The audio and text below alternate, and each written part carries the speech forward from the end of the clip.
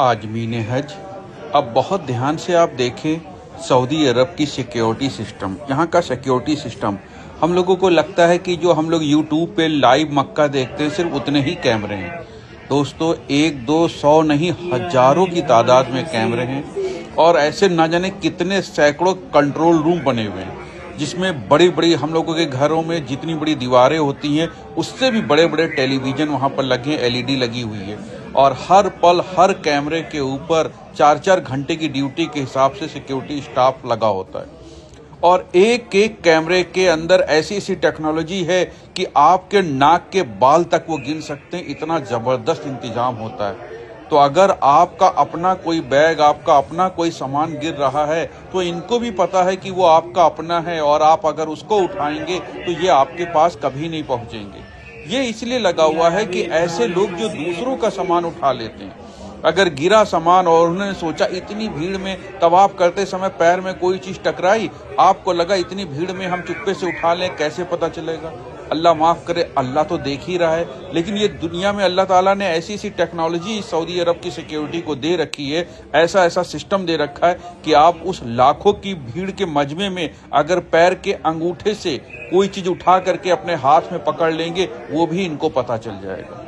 और दूसरी बात आपको बताएं, आप मताफ में या मस्जिद अल हरम में बाहर जितने भी वर्दीधारी पुलिस वाले देखेंगे, आप उनको तो पहचान लेंगे ये आर्मी वाले हैं या पुलिस वाले हैं, लेकिन उससे भी कहीं ज्यादा आम ड्रेस में, सऊदी की आम ड्रेस में, आम लिबास में पहने ना जाने कितना सिक्योरिटी सिस्टम उनकी एलआईयू, उनकी एसटीएफ, उनकी फोर्स वहां पर एक्टिव रहते हैं, जो आपके हर पल का मूवमेंट पे नजर रखते हैं।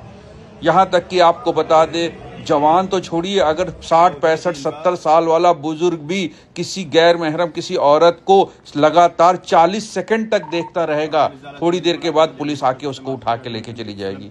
ध्यान से समझिएगा, 70 साल के बुजुर्ग को भी नहीं छोड़ा जाएगा। अगर उसने 40 सेकंड तक लगातार किसी औरत के ऊपर नजर गड़ा दी तो उसको भी पुलिस उठा ले जाएगी। जवान का क्या करेगी ये तो आप ही समझ लीजिए।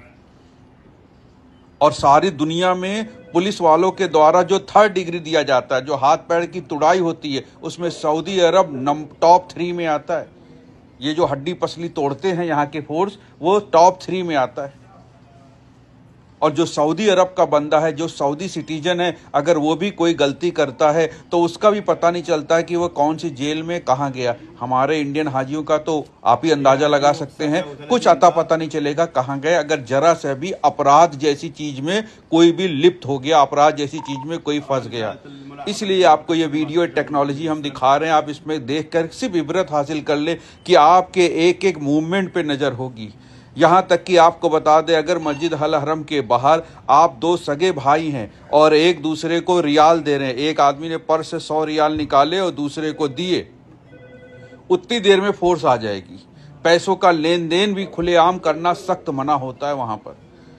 टाइम नहीं लगता फोर्स आने में मेरे भाई, इतनी जबरदस्त वो है वहां पर सिस्टम, और ऐसे ऐसे सेंसर लगे हुए हैं कि हर मूवमेंट पे नजर रखते हैं।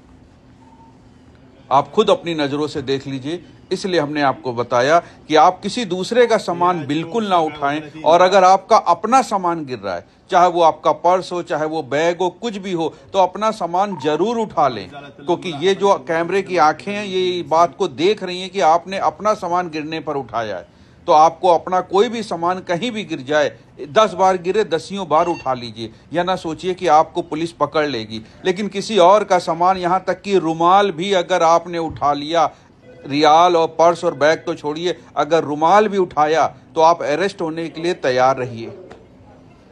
पिछले साल एक हाजी साहब ने गलती करी थी, 3 साल की सजा हो चुकी है उनको। उन्होंने मताफ में किसी साहब का बैग उठा लिया था और उठा के लेके बाहर चले आए थे।